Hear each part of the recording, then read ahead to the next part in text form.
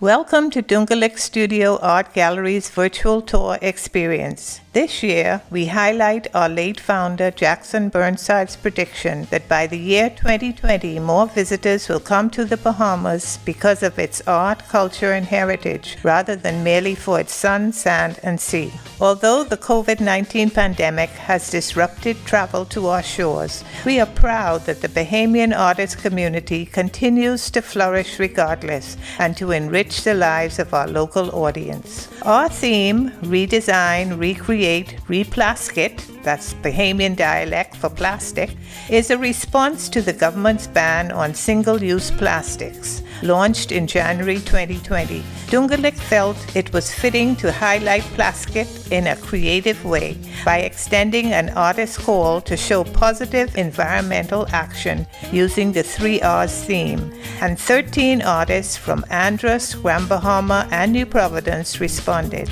In a region heavily reliant on the hospitality industry, an alarming amount of indestructible plastic waste clogs our land and oceans.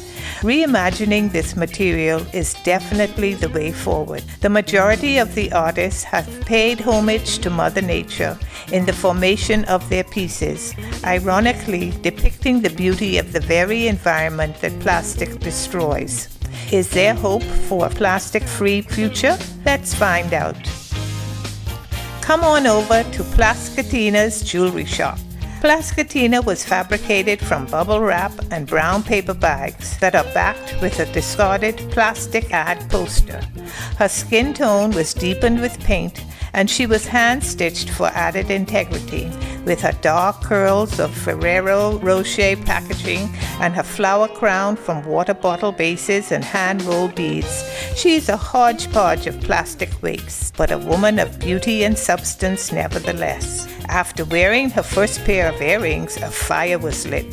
Plaskitina's line of handmade jewelry was born from her love of innovation, that same innovation from which she was birthed. Milk bottles, water bottles, food containers, cups, bottle caps, coaxial cables, everything was explored, melted, sanded, cut, and painted for your enjoyment. And guess what? All jewelry is available for purchase. Inquire within.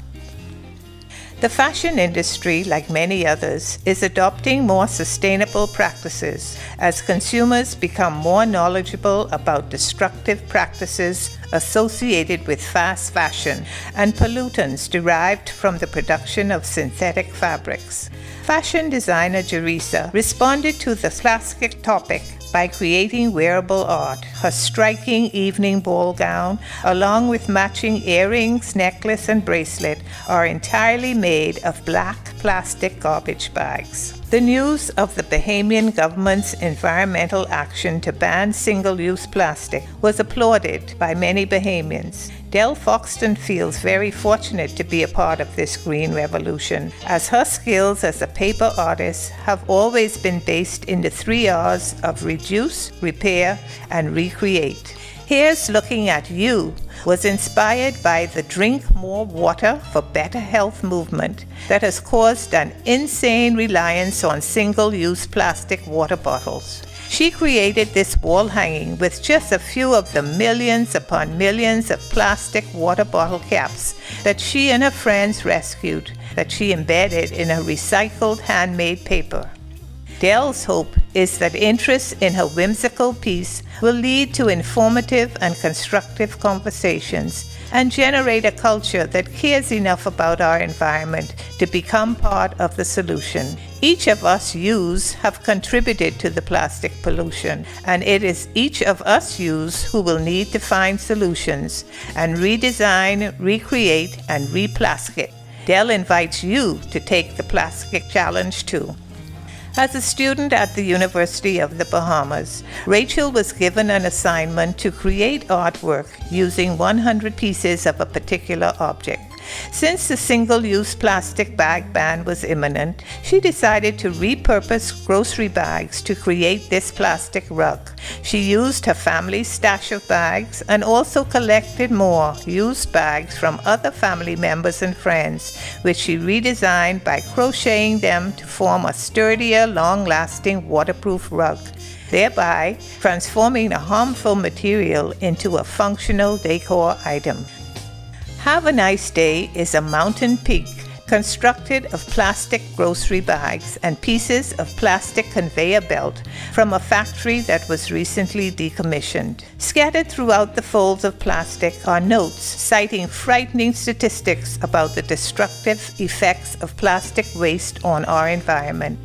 Beneath the mountain in the valley, we as producers and distributors of this waste actively go about our lives as though the plastic problem we have created is beyond us or does not exist. The installation represents the most subtle and frequent ways we contribute to the production and accumulation of plastic waste in our natural environment, along with the long-term impacts. The mountain and valley are also installed as a chandelier with up and down lights to illuminate its message. For Verna, art has always been about taking something simple and creating something beautiful. She sees value and beauty in everything. Her inspiration for this garden scene that she created from shaping and painting plastic shopping bags and tablecloths was her yard after the rain, when the weeds begin to grow and blossom, enveloping the low-hanging branches of other flowering plants. Plastics are insidious, especially since most of them are non-biodegradable. There are many different types as well, each with their own properties. Some plastics have a memory, and when heated, they return to that remembered state. David used this heating technique to return party drinking cups back into discs of plastic, which he then joined together and transformed into beautiful flowers, suitable for a garden party during the day or to light up at night. Lamiro created this plastic garden by cutting patterns from the plastic base of a fan and mounting them on wood. As consumers, most of us do not consider how much plastic waste we send to landfills. What if, like Lamiro, we viewed inoperable appliances, technology, or even vehicles as a basis for innovative ideas? How would this change the landscape of our country for the better? Spurgeonique decided to build a series of bowls out of plastic and paper as her creative process representing sustainability. For her, sustaining something refers to the way it is supported or strengthened. In her hands, humble materials are reconceived as functional, durable, eye-catching, and overall artistically engaging bowls. Botanica Plastica imagines a leap into the surreal future of the year 2525, where the proliferation of plastics suffocating our soil and water has resulted in the discovery of a new yellow cocoa-tick plant species that assimilates plastic as a means of coping with a deeply changed environment. Growing along the remaining island settlements, the surviving shorebirds are attracted to its bright plastic-predominant blooms and lay their eggs in its mesh of unnatural roots. A cautionary tale, Botanica Plastica is also a prayer of hope and awareness, a yellow flashing light urging our collective powers to come together in time to truly see and support protection for the existing environmental miracle of life. Before Earth takes matters into an unrecognizable direction of a haunting, nature will survive at all costs hybrid adaptation. Set against a faded background of a long-ago heirloom seed packet, the accompanying poster, designed by Paula Boyd Farrington, heralds this new bio-discovery made by creative explorer and time traveler artist Claudette Dean. It echoes the Save the Earth anthems from another era, when pleas for climate and environmental compassion were paramount in fighting to preserve a planet full of color and vibrant life beyond plastics for future generations. Harris Smith's work is fueled by humanism within the environments she occupies. Her aim as a mixed media artist is to provide a platform for discussion in relatable contexts. This abstract seascape was inspired by the waste often found in our oceans and incorporates used and recovered plastic items. Metaphorically, entangle represents the fact that even in the midst of beauty, danger lurks. While wrapping items in plastic protects human products, it is also destroying our aquatic life forms when carelessly discarded. Humanity has freely and unapologetically disposed of plastic waste, thereby entangling the marine life whose beauty we admire. The artist admonishes us to be aware that oceanic life is priceless and requires our protection. What are you going to do with a plastic fork you recently used from a fast food restaurant? If seated near the ocean, the quickest decision made by many is to toss it into the nearest open space where it usually remains undetected. A plastic fork, however, can float to the nearest reservoir and become attractive to ocean life, which consumes whatever products are entangled in their food banks. Coral reefs and other marine life experience these harmful traps set daily by us humans and pay the ultimate price for our negligent behaviors. So think before you pitch. Otherwise, when a diver explores our waters and encounters all of the plastic debris, instead of the response being, "Wow, that's gorgeous," it will be, "Wow, that's forked up." As we embark on journeys to the bottom of the ocean that many refer to as the beauty of the unknown, dangerous items lurk beneath the surface. Glass, bottles, nails, discarded utensils, and yes, even plastic Lego pieces. We can let go of a lot of things in our lives, such as destructive relationships or bad habits. A popular television commercial even suggests that we Lego my ego. So why can't we come together for a good common cause and Lego of plastic too? Plastic, so useful but so harmful. Elkino states that when first approached to be a part of this exhibition, so many topics filled his mind, but none held purpose until he started to collect the plastic pieces from various beach sites and subsequently came across this quotation by Kerry Major from July 4th, 2019.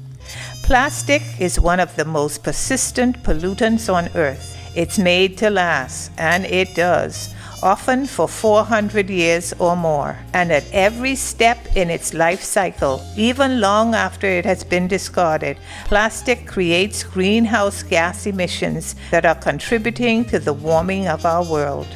The aquatic animal that stood out most to Elkino was a sea turtle that can be affected by plastic both on land and in the sea. He thoroughly enjoyed creating this replica from plastic bottles and caps, discarded plastic wraps, old cloths covered in acrylic paint on a discarded metal foundation.